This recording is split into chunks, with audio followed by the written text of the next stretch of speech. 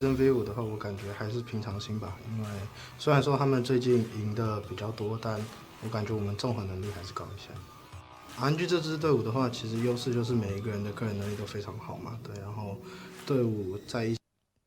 As we see Stake taking in the win, telling the people like we're used to winning. These guys are used to winning. He's very used to winning, and yeah, what can I really say? RNG they decimated and obliterated. I think he got click. 1 point. Wow, just completely disappeared. He got 1 point correct. Is RNG's strength lies in the individuals, and every single lane did do very well. If you think about the bot lane matchup, Uzi was actually never behind in CS, despite going the Ezreal against the Kalista, and the top lane was a complete stomp as well. And that's what we're going to be zoning in onto, the Xiaohu versus Windy matchup. Like we talked about just before the break as well, it was the transition from what Xiaohu did to how RNG could play the rest of the game. And I think that really did set up everything. And it's great to see that like RNG, they're no longer just the Uzi show. It's like you've got lanes. Karsa is also sometimes a big threat. You got to be able to look at everything. You got to look at RNG as a team, almost akin to G2 in Europe. Oh.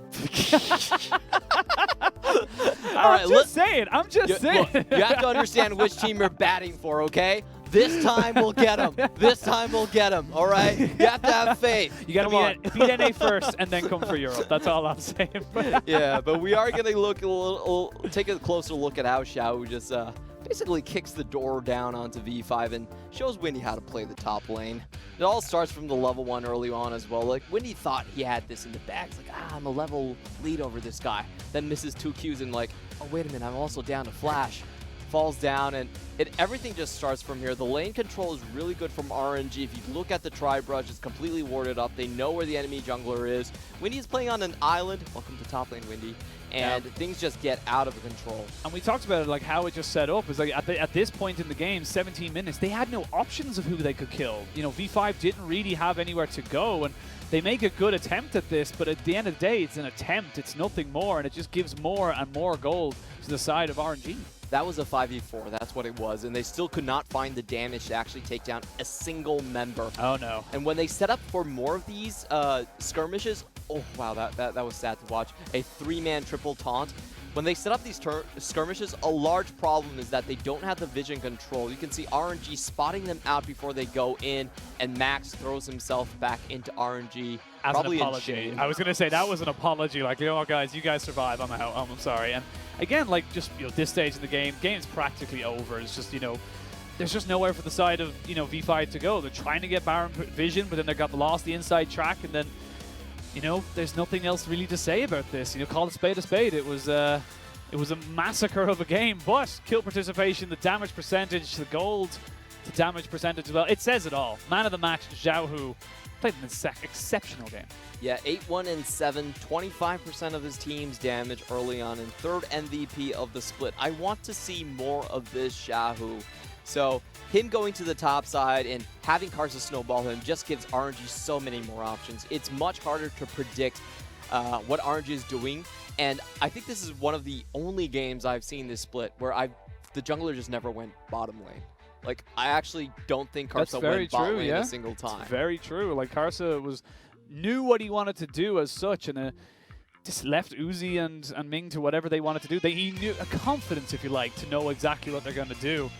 As RNG come back onto the stage, they're going to be feeling pretty good, but you can see stern faces. They know they still have half a job to do if they want to be able to take this 2-0. And those match scores, not dropping the games, they could become key later in the series, because with FPX dropping a game, we could potentially see some ties for 1st and 2nd place to get those semi-final buys. Yeah, so the way it works is that once you have your overall match score, then it goes down to the game difference, and then it goes to the head-to-head. Now, we know FPX already has the head-to-head over RNG. They have defeated them previously in this split. So having strong 2-0s is necessary for RNG if they somehow end up on that same GD over FPX. So they do want to win their series as decisively as possible. And the side of Victory 5, as they come out a little bit deflated, I can imagine, but stick 2 coffees into you and you'll be fine, I guess. But what do they got to do? What's their game plan coming into this? Because Game 1, they didn't get to play League of Legends. They might as well play TFT. Yeah, so I think what what V5 has learned that game is if they want one snowballing lane, then they at least need to play safer in the other ones. So their strategy, I don't think their mentality is going to change. They're still going to try and at least hard snowball Mole. I think he's their best player and their best, the most amount of damage being dealt on that entire team. But the other lanes probably need to take a back step. And this is something I predicted, actually. I was walking up there and I was thinking, you know what?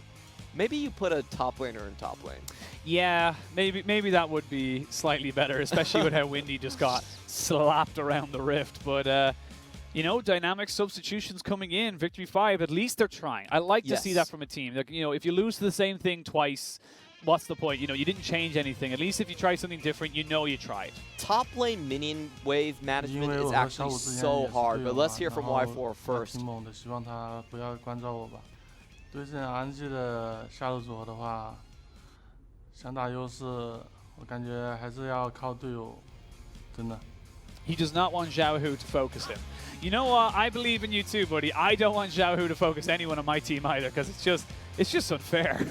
Yeah, you could see what Y4 did when Xiaohu teleported behind him. It's like, well, I'm going for the Krugs, boys. You might take my head, but I will try for the Krugs. Didn't work out for him. That spitefulness of just like, I gotta get something. anything at all. I know that feeling. It's like, top lane difference. He's 6-0. What do you expect me to do here? I like this move from V5. I think what it means is that at least they're going to have a top laner that can control the wave better, probably keep it at their own tower. 特别了解的一个 AD 吧，因为之前有看过他去训练啊，这样我觉得他各方面还是进步很多的。这个赛季我觉得对我来说就是能够打好每一场比赛，就是保持一个良好的心态和身体状况去打每一场比赛吧。 Strong words from the legendary man himself. He's feeling confident, but he also knows to give respect to the side of V5. I like that. I like to see that. Yeah, at least Uzi actually remembers his former teammate's name. It's like a Y4 is. I have seen him progress now. I'm saying that because last time we did an interview and we just asked him, you know, who do you think is going to be the best out of like the younger tier of 80 carries? And Uzi just went, oh, they're all going to be good. Yeah. Like, can you name one in particular? Anyone in particular? No, they're all going to be great. Who? So, at least he's giving him that recognition, and this is something that is a huge draw on the RNG roster, is you get to actually watch how Uzi plays the game, and a lot of AD carries like Abel before him did mention that as a huge plus. We are back into picks and bans, ladies and gentlemen, for RNG versus Victory 5. Game 2, RNG holding the lead as of this moment. And RNG, they ban away the Kiana this time. I kind of feel like Victory 5, they didn't get the most out of it. We kind of said we wanted to see them on it, but at the end of the day, it didn't really do much for them. I think they were just too far behind where they could, where the jungler, Ben 4, had to go top lane instead of continuing to snowball their own mid. So that's understandable. I like the ban. I think if you give V5 that many X factors, they will make use of it. But this time they forgot something. Yasuo's still up, but Windy isn't even in the roster. Huh. I know, I'm saying Yasuo's there, but whether they take it or not, it's a different story. But at the same time, you also got Yuumi getting through the picks and bans this time around. RNG picking up the mystical cat. Ming, it's like half a champion. Like, you could literally be like, oh yeah, I'm going to do laning phase and I'm going to do something else completely different as I do this. Yeah, Yuumi is just one of those champions that fits so well into RNG's priority-based compositions. We see a lot of Yuumi Sivir coming in from their drafts. But for V5, what do we have here? I didn't realize Doomby had transferred. Okay. Obviously taking a page out of the FPX mid laner's playbook and saying, you know what, Pantheon is the one we want right now. And this spells to me bot lane 4 to 5-man dives at like 7 minutes. Yes. If you can't get it the first time, you know what? We will try for Uzi again and again. However, I'm a little bit suspect of this strategy. RNG have shown that they're willing to leave bot lane completely alone, and that negates a lot of the power coming in from the Pantheon composition. So showing it early too also is kind of interesting. I wonder if they actually play in multiple positions. Have they actually considered that fact, or is it going to be a stock standard? Well, I say stock standard, but for competitive, is it going to be just a mid lane Pantheon? I love that, just a mid lane Pantheon. And Ezreal locked in, potentially. Yes, it has actually been locked in. I couldn't really see the hover there, as it has been locked in there. So Ezreal and Yuumi in that bot side, with Jarvan most likely going into the jungle. Can flex towards the top side, but more often than not, we see it in jungle. We have seen Pantheons go wrong if you blind pick it. There are a lot of champions that can deal in great harm, especially with how many bruisers there are right now. So champions like Renekton mid could be a very good counter. Stuff like Kled, even though it's not as seen as often, but you know, Doingby still has it up in his pocket. Could be a great answer here as well. So this early Pantheon is very suspicious. If I'm RNG, I'm thinking, wait a minute, could this be a support, or could it be going somewhere else? It feels a bit fishy to be showing the Pantheon this early on. Definitely feels a little bit suspect, but, you know, Rek'Sai as well. Again, another champion we haven't seen very much of at all in the most recent of patches. And V5, they've got to do something, and I suppose this is technically, by definition, something. This is as all-in as it goes. Just Rek'Sai, you know, if you don't get a gank early, you fall off after level 6, Pantheon. And V5, this is an interesting pose coming in from their coach. They're just trying to take away strong champions that can kind of deny the Pantheon jumps. I understand the Syndra here. Syndra does have that knockback that can cancel out. So it does seem like it's still going to be the Pantheon mid in this case. It's just a matter of what Xiaohu has in his bag to counteract it. And we have seen the Pantheon twice already in the LPL. Yagao played it, Southwind as well played it. So both to equal detriment. They both lost pretty heavily, actually. But again, it's something that the team seemed to favor as a kind of an early game stomper. As the last pick before we go into the side of RNG is going to be V5 picking up the Camille. So very AD heavy all of a sudden. There is no AP on this side. This is win before 25 minutes, or you just can't. We said V5 were early skirmish or go home, and they're showing us their true colors this draft. However, RNG, if I'm RNG, I'm not feeling that safe. It seems really weird when you see V5 actually picking up two potential solo lanes and leaving RNG to counter both of them. That's a trick I haven't seen before. That's an interesting one. Maybe it's a Camille Pantheon bot lane. Maybe we just don't know. RNG going for the Rumble here is also kind of dangerous, because Rumble we have seen with his pushing power, very powerful in the mid lane. Xiaohu had a great Rumble game, but at the same time, if you're going up against a Camille, Rek'Sai, it feels very easy to just get ganked and completely collapse. So it does seem like RNG are willing to fight fire with fire, at least in the solo lanes. And this is what I was talking about. It doesn't actually look like the Pantheon's going to go into the mid. Like, showing your Pantheon that early just smelled weird. Yeah, absolutely. And Aurelion Sol locked in. What is this composition right now as we see everything kind of locked and loaded? And the Pantheon early, yes, it has a bit of priority, and you can potentially try and punish the Yuumi. Maybe it's just a straight-up counterpick to the Yuumi lane.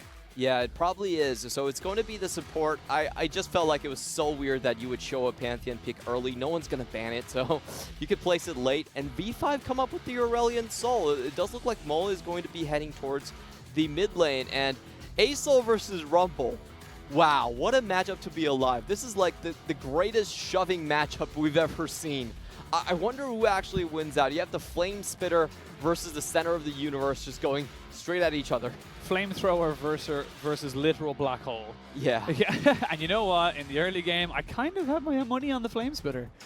It feels that way as well. It's kind of just annoying, consistent damage, realistically, the Flame Spitter from Rumble. I don't know why. It just always feels really frustrating to go against. But, well, Victory 5, they had to do something different. They have given us something very, very different. Pretty much standard, though, from the side of RNG as they look to complete their 2-0 over Victory 5. But can Victory 5 shove us to a Game 3? That is the next question. And you can see RNG, they gave respect in Game 1. They're giving respect in Game 2. They know that these kind of comps can trip them up.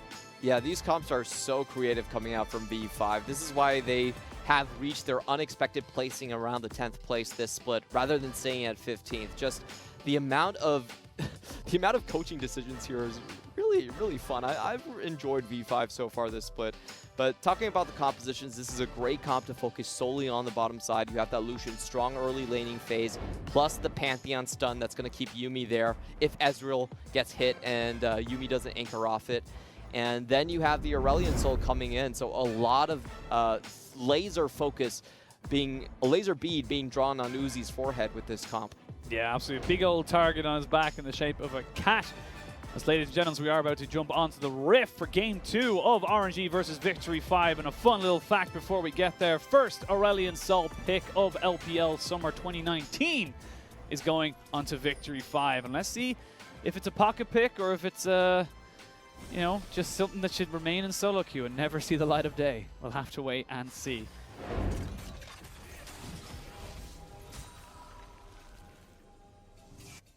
I'm not getting baited this time. Seems like there are no cheers happening today. It just honestly feels like... No, there are cheers. I can see them. We're just not getting audio. Okay. It's like the LCK, except we're not allowed to hear them. Aww. But I want to. But I know, right? Checking out the early laning phase, something really important here is if Rek'Sai can get priority over Karsa. If Ben4 can start the invade, they actually can gank mid lane quite easily. They can gank bot lane quite easy. So, ooh. Already going in, Ignite goes down, Flash burnt, Ignite and Exhaust used, or sorry, just the Exhaust used, Ignite was used by the Pantheon, and Summoner advantage. This is literally the strategy. Yeah, very, very rough early start from RNG. They do have to teleport here, but you never really want to use that early.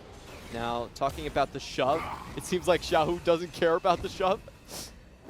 Has to be careful though. Those stars can start to really hurt. Karsa in the mid lane has got Flag Drag and Flash. Flash burnt there though by Mole.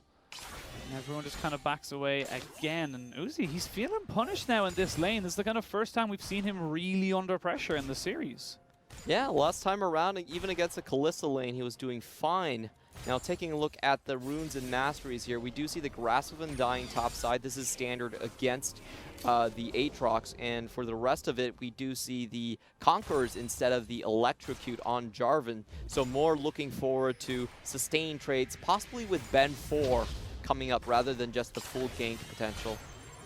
And what's the build path now for this Aurelion Sol? Something we very, very rarely see anymore, unless you watch CLG, of course. And thank you very much for the runes as it comes up now. As he goes to the stopwatch, he's got the Time Warp Tonic as well. This is pretty standard. You know, I like the way he's kind of gone for it as well. But what do we see him building? What's the build path for this guy? Well, the interesting thing is that he's actually not taking the Glacial Augment, which is the more standard way. We're seeing the Phase Rush here. So he's definitely thinking about the potential of being ganked. So I think the items are still going to be the same. I still think it's going to be GLP 800. I don't think the ROA buffs were enough to really replace that extra mana coming in from GLP, and it's just easier to chase targets down with the extra slow. But what the Phase Rush does give you most times is that it makes it a lot easier to evade ganks. Xiaohu has snuck himself into this. Mole has no flash. There's the Flag and Drag, and it's going to be a pretty dead Aurelion Sol. And that's just very, very unfortunate. Very greedy, to be perfectly honest, from the side of Victory 5's mid laner. Yeah, he just expected that there was no one going to be there, but if you can see, V5 did not actually have any solid wards down, so they just kind of assumed that that was the case. What I'm more interested about is Karsa's pathing into the brush there. A lot of times what you see the Jarvans do is actually just preemptively wait. They could use an EQ combo, get in there, and just wait there. So V5... just that small gap in vision is a huge no-no against RNG. And we see now, Ben 4 on this Rek'Sai has yet to be seen just yet. Max just going to try and put down a little bit of poke. You would imagine he wants to try and jump in to start off this play. Now they know he's there. Now they know there's a little bit of a danger coming in, but the Jarvan is on from the side as Aurelion Sol's jumping in for the fight as well. There is the flash in to get the knock up. They're trying to burst down Uzi. They get him down straight away. Yuumi says, see you later. Jumps onto Karsa, gets herself to safety.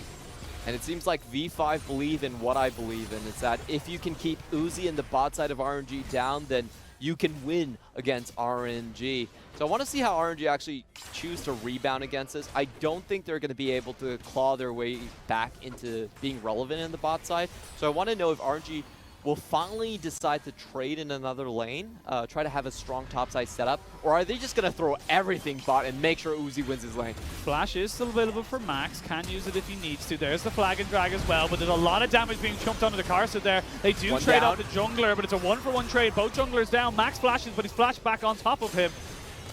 Now Y4, no real place to go. He's trying to get away as fast as he can. The harpoon, maybe go for something. There's one, there's two. Able to pick up that kill pretty damn easily. Xiaohu picks himself up 2 kills. And I guess we have our answer. Yep.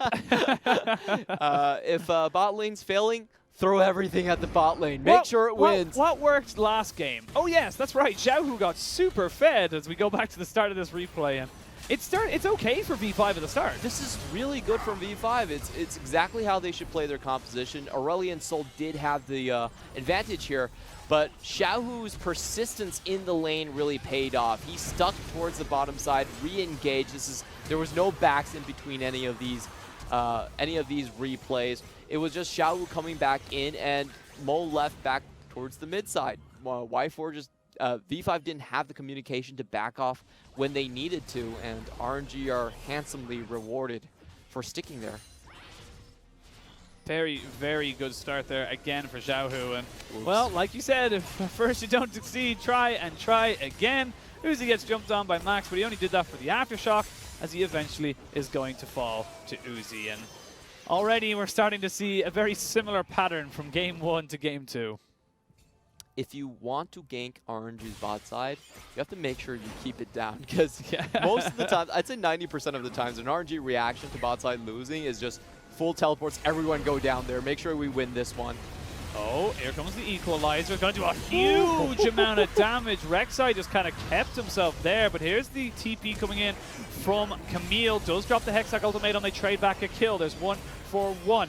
So they look to try and go for something else. Now Y4 just on the wrong side of this. Xiaohu picks up another kill as the World Ender was popped. And Langjit is going to get to pick up this nice little stack of farm. I think RNG are discovering the value of using Uzi as bait. I think they're finally waking up. Like They discovered the impossible. What if we just don't give a damn about Ezreal because he's still Ezreal and just get everyone else fed? What if we don't use Uzi as a carry, but use him just as a catfish, you know? As trying to get people there into the lane. This is working out terrifically for them. Xiaohu already 3-0 and 1 when he gets into this fight, unspotted at the start. Equalizer instantly deletes someone. And look at the entire team for V5. Their mentality here is this: at least we're going to kill Uzi. At the very least, we will kill Uzi. I just want to call out Y4 there. He decided to stop and get his passive off on a pink ward just as he was leaving. And I probably wouldn't have saved him overall, but those are the kind of like small little things that maybe you get a little further away or something. I don't know. 30 gold. It's if he got it, yes. If he got it, If he got it, which he sadly did not, if you're a V5 fan. But Ben4 being a little bit more active this game than he was last, as he's trying to sneak his way up into his top side. I'm a little bit sad about this. Maybe he looks for something a little bit more. No, Longstreet's not going to come out. He did, and the flash was burned straight away. Good respect from the top laner of RNG, but a summoner burned nonetheless. Just as I say that, he does go. Cast a curse. You know, this is V5 are recognizing that, damn, we probably can't do that much in the bot side anymore. So they're transitioning and putting their hopes top, where Longxing has been having a pretty good time. He did teleport after Aliez, so coming out with a small CS lead there as well. Here we go, round 2. Minion wave just hit nice and perfectly. They're going to try and just jump onto him. Tower just blocking him a little bit. I think they'll be able to juggle this pretty damn easily. As he gets him out, he should be dead just about. And here comes another fight off on the backside of that, as it's going to be Y4 taken down. And Max, he's just running around trying to dodge the 1 Q from the Yuumi, but you win 1, you lose 2, and that's just unfortunately the way it is when you're playing against RNG. Yep. No priority coming in from the mid lane as well. Aurelion Sol being late to the punch once more. And the top side, surprisingly enough, Longxing actually able to trade 1 for 1. So once again, it seems like RNG are fully dominating. And it doesn't, I don't like obviously saying that the game is over pre-10 minutes. But as we have a look at this bot side, let's see how this one went down. It's just they don't have any vision. And they, double knockoff. Yeah, there's just too much AoE. Not much he can do, unfortunately. Double kill for Uzi, gets himself back onto the board, gets himself some gold as he was, as you said, rightfully focused from the side of V5. And so saying, I don't want to say that it's over, but It's not looking very good right now. Definitely not. This has been one of Steak's favorites compositions since he was back in Flashholes as well. It's just the Cataclysm plus the Equalizer ultimate. It's a classic. It definitely is. Put them in the pot and start boiling it. Not a lot of outs there. The Equalizer, it starts with 1,000 range and then it extends to another 1,000 range as well. So we see Xiaohu, whenever he's on this champion, really start to roam whenever he, on every single minion wave. You can do that past level 9 quite easily, even without his current items. If you just get the Flame Spitter, just like level 9, 1Q will clear the wave, and you can move towards the side lanes. And where do you even try and go from here if you're Victory 5? Like, it's very difficult to see the light at the end of the tunnel, because right now it's just covered with RNG wins, flags, and what do you do? Where do you go from this? Because your comp was supposed to win the early game. I would actually go for the mid lane. I think the bot lane is very difficult to win out at this point, since RNG has actually regained lane priority now, just with the amount of kills they have. So what I would actually try to do is hard focus down Xiaohu. I think Xiaohu, he has a bunch of bounty gold on him, and at the end of the day, he's still a Rumble. He's still fairly easy to kill in this lane. So I would actually try to roam max, try to find that kill, and maybe wrestle the map back, coming in from Aurelion Sol in the mid lane. We'll see if that's what the side of Victory 5 want to do. There's the culling just to try and push back RNG. Final chapter going to be the last book that the Pantheon reads, sadly, as he flashes away. Cataclysm comes in. Ben 4 is jumping in, but he's exhausted straight away. Karsa just taking up so much of this damage. Good shield and heal as Uzi's now in a little bit of trouble. They trade him for the jungler, and Y4 has nowhere to go. Now Mole might be in a little bit of trouble. That's a Yuumi and... good flash to keep himself in range. And he's burning that Aurelion Sol down 6-0 and 5. This Rumble is very much online. How is Xiao getting to these fights always first? This is ridiculous on the Rumble. Just being able to outrun the Legend of Comet and just getting into the bot lane always on time. This is my issue with V5 going hard into the bot lane. They're too far behind. They just can't do anything here in the bot side. It's 5,000 gold already. It's a bit crazy. Yeah, if you're pushed out like this, I think the far better play is just to have Pantheon try and roam mid. It creates a lot more opportunities here, and finally we're going to see Pantheon going towards the top lane. Wonder if Longxing's going to survive this.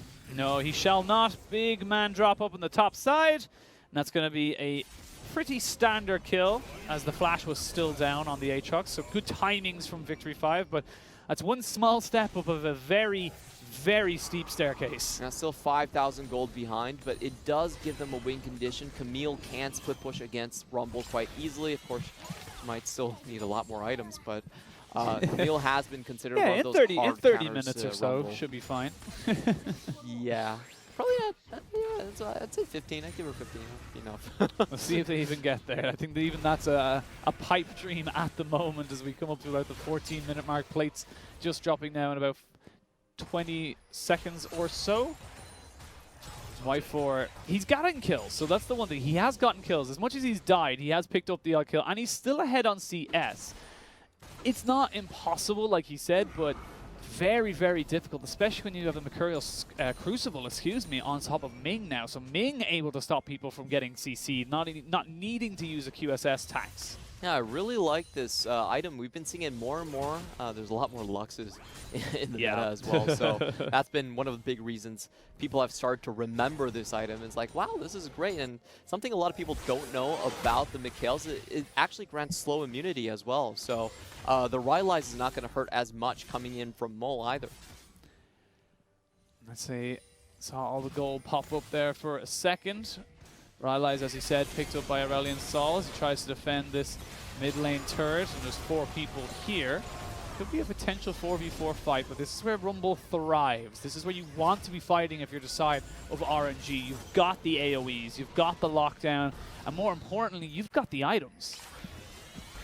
Very good composition for a full all-out team fight coming in from RNG.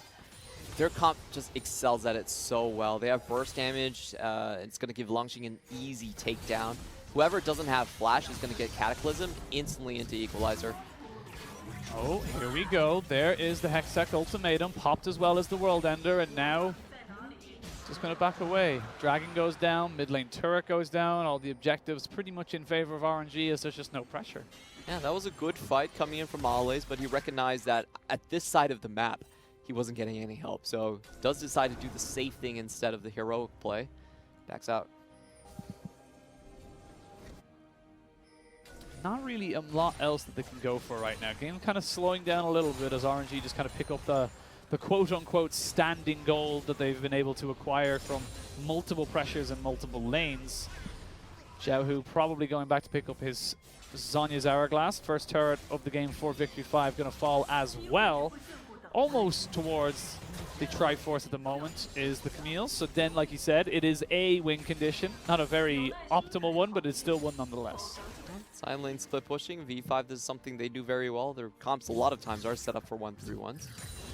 Taking a look at Xiaohu's items, this is actually a very safe build coming in from him. We've seen in his previous game he went for the Liandry's, and I just love Liandry's on Rumble. It's such a fitting item. You get the Madness procs with just 1 second of Flame Splitter. Yeah, that is so insane. It's such a good poking tool, and you know, it means even if you were literally just getting a lick of flame onto someone, it can do a pretty sizable chunk if they're a squishy target. So, like you said, being a little bit more respectful, going towards that Zhonya's Hourglass first, does not want to lose that massive bounty that he's acquired for himself.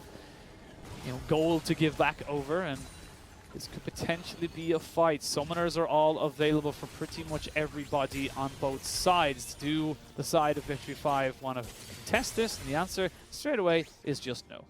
Wow, nothing being answered here from V5. I'm actually a little surprised that they wouldn't be looking at this and seeing it as an opportunity. Instead, we have the jungler mid and RNG pinging a lot of question marks there. Like, where are they going for? I think the thing is that like they can't contest this Jarvan Rumble death couple. You know what I mean? Like they're just roaming around saying Cataclysm, either going to blow all your summoners, and then for the next fight we win, or we kill you. That's just kind of how it rolls right now. As we see, the potential play right now could be the play around this Camille, as we see both Mole and Ben4 hovering around this bot side. And maybe this is the play. Maybe this is the only play they have left. There are no teleports on the map that can help Longxing if a tower dive does happen, but Longxing looks like he's playing it very, very safe. Yeah, doesn't need to overextend. Should be totally fine just picking up all this CS on the tower, as I say that. He does have a control ward in Tribrush. I wonder if that spotted anything. Oh, we're going to see him jump over Hextech Ultimatum, but the rest of RNG are here. That Camille needs to flash away, and Uzi says, where the hell do you think you're going? Away, apparently.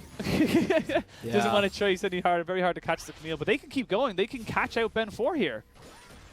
And there's nowhere for him to go. Doesn't even want to flash on that one. There's no point. I think he's dead to rights either way.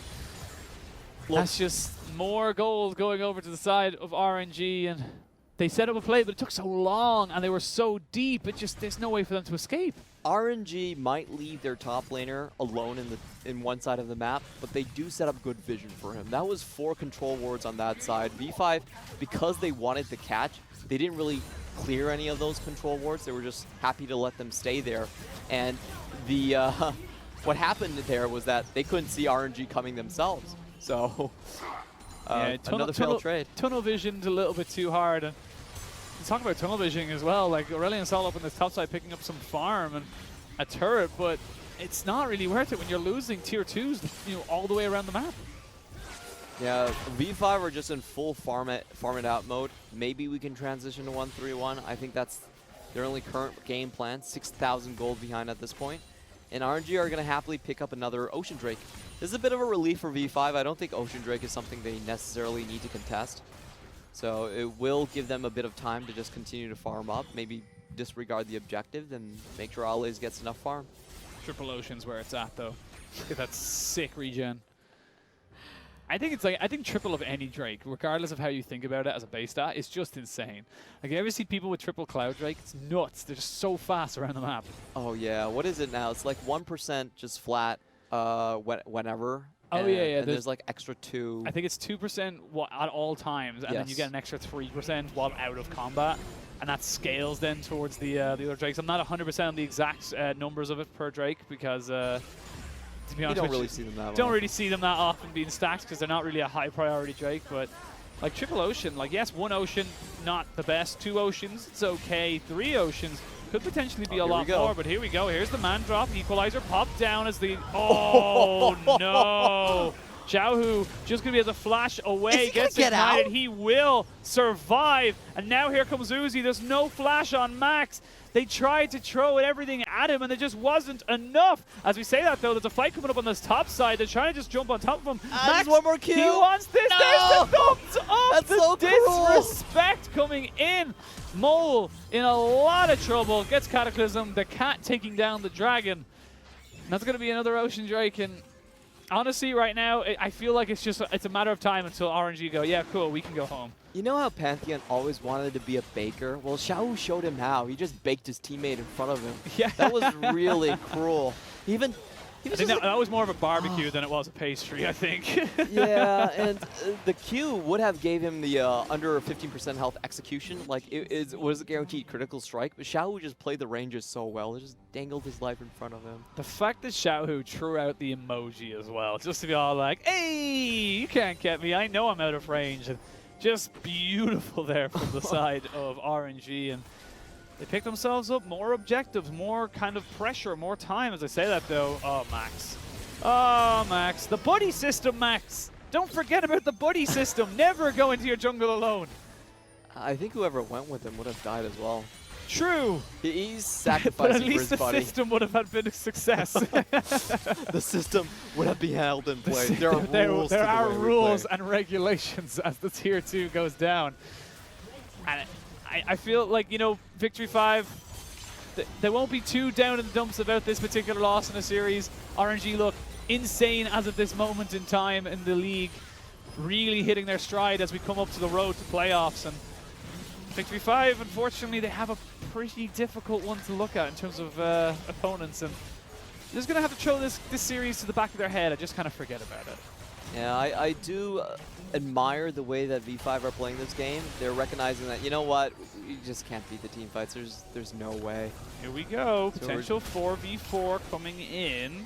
You can see V5, they were trying to give the Camille some time in that bot side, but just weren't able to stop everybody's backs. Unfortunately, when you're that deep, you can't not take the fight against Aatrox. That was a good idea, though. Just watching Xiaohu outplay this once more. You can see the pings going down early. Pantheon with the man drop. I love this concept from V5. It's a very strong play. However, Xiaohu already with the Zhonya's actually takes away the W from Max as well. That was very well held onto his abilities. A lot of players would actually just use the Zhonya's to block out the man drop, but he knew the W was the key there. Gets the kill. And we're not going to see the daunting in the What is Ben Ben4 doing? But Ben4 just kind of stood up in that tri-bush where Langji is right now. Like, he just kind of stood there for like 10 seconds looking at the Aurelion like, nah, you got this. You can 2v1. I believe in you. Very big miscommunication as such. And you can see, actually, there's a replay. I think we had a death as we just came out of that replay as well as we come in. And, oh, dear. Yeah. Would it be any other way? Oh. He's just having fun at this point. The last time there was a post-game interview, and the interviewer asked Xiaohu, why are you playing Rumble? And Xiaohu answered, this is for MLXG's barbecue shop. I know he's starting one, so. Well, he's making a fantastic case for it. 8-0 and 8, and there is the red carpet onto the Cataclysm. It doesn't really line up that well, but look how much damage that this Karsa can just take on with the Gargoyle Stoneplate. There's just nothing for the side of V5 to do, to try and even get. Xiaohu, I've seen him go golden far too many times at this stage, and I think can he Victory at least 5, get Karsa? He will get one, but after that, don't think he's going to be able to do much else. He's going to have to run away. They lose another inhibitor turret, lose another inhibitor. Honestly, they could lose the game right now because there are super minions coming in from topside. Only 6 seconds left on Mole. I think RNG will back off at this point. Baron is wide open. You know, they might be having a very good game at this point, but RNG are still going to play a bit slower. They actually are statistically one of our slower teams, so they do like to make things fireproof. Yeah, take the 100% rather than the 98. Yep, they are Absolutely. that type of a team, so we're going to see them just back out a little. And I really want to see what Mole actually tries to do with this Aurelion Sol. He's been styled on repeatedly. We actually saw Karsa in the last replay just sidestep the Voice of Light. That was... It's pretty clean. Yeah. Pretty clean. Pretty cool to see that one happening. The things you can do with zoomies. He's having such an amazing series, and this Aatrox gets popped. That's not what you want to see just before a potential game-ending, series-ending fight. It's Victory 5. They shall not be getting their 5th victory of the LPL today. Sadly for them, it shall keep wanting. And this is kind of, you know, it happens, unfortunately, when you're against arguably one of the best teams in the world. It definitely does. RNG have been showing up to form very heavily, especially after Rift Rivals. It feels like they've gone up a notch. Oh my god, Wow. that Rift, that just absolutely shredding through the entire side of Victory 5. They're done now. Game over. They picked up the last few items, and now they're looking to end the game. 4 quick, clean kills, 2 Nexus turrets, and a Nexus on top of a fir tree. And that is going to be enough for RNG to take the series 2-0. I just wanted to see how much AP Rumble was rocking by the end. That was a single equalizer plus 2 hits of the final chapter, and Ben 4 was deleted on the map. Finished the game with double-digit kills for Xiaohu, 10 kills to be exact. And oh my god, is it good to see RNG shaping up to have a second strong carry on the team. This really harkens back to the days where Xiaohu was the main carry, was the face of the team. You have to remember when MLXG and Xiaohu came out of the LPL, nobody knew what they were, who they were, and that first MSI, the first time they go up against FLICKR, he gives them a 0-6 game onto FLICKR, actually gets multiple solo kills. This is going back to that period in RNG's history where Xiaohu could show up on the day and just be the best mid laner on the map.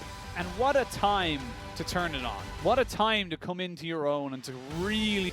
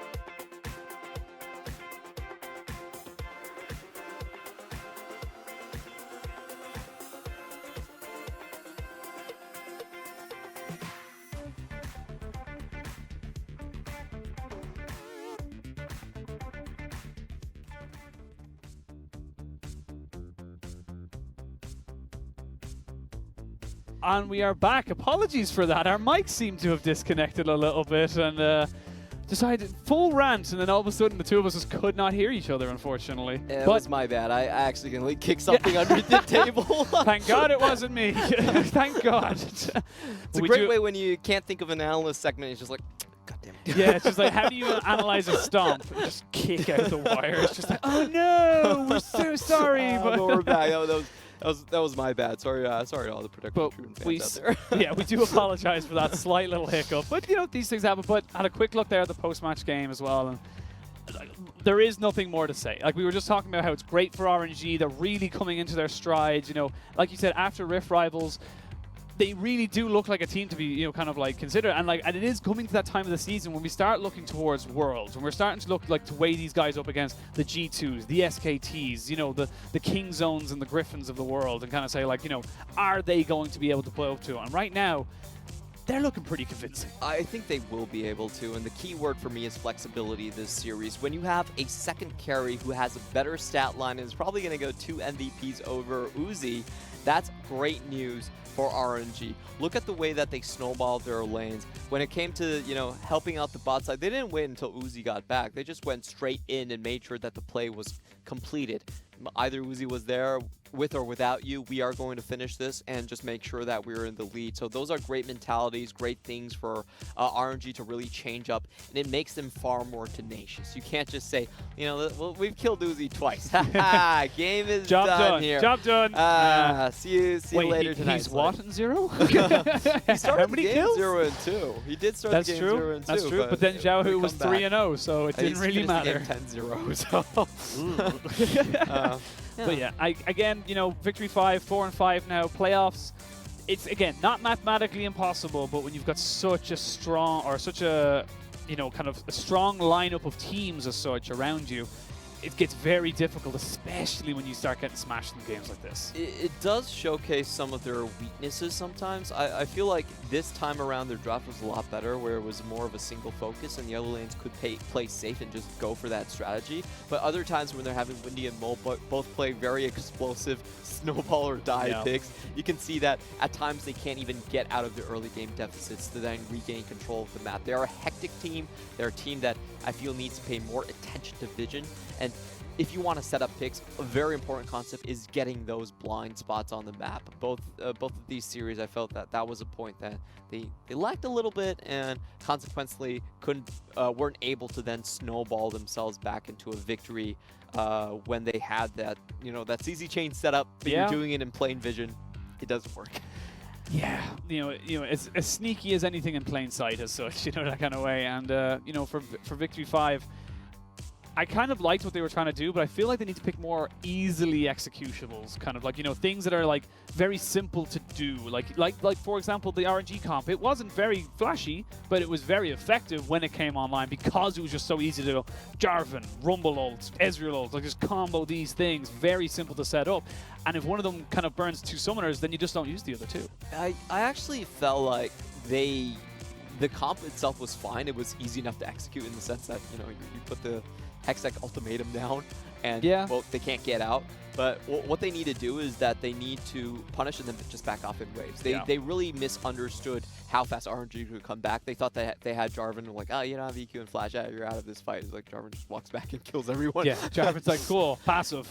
So what I see them need to do is that they need to slow their pace down when they get a lead. If you have the initial strike and you get something out of it, you need to be very much aware of like how much you can take off of it and then just back out. Because if you get a kill and then you give back bounties and assists and then lose your tower afterwards, you're actually giving out more than you're getting. That's the League of the Legends design system. If you get a lead, you need to preserve that lead, or when it goes back, it actually goes back even more in the other direction. So we've seen the ability to snowball with very extreme compositions from V5, but not the ability to conserve that momentum.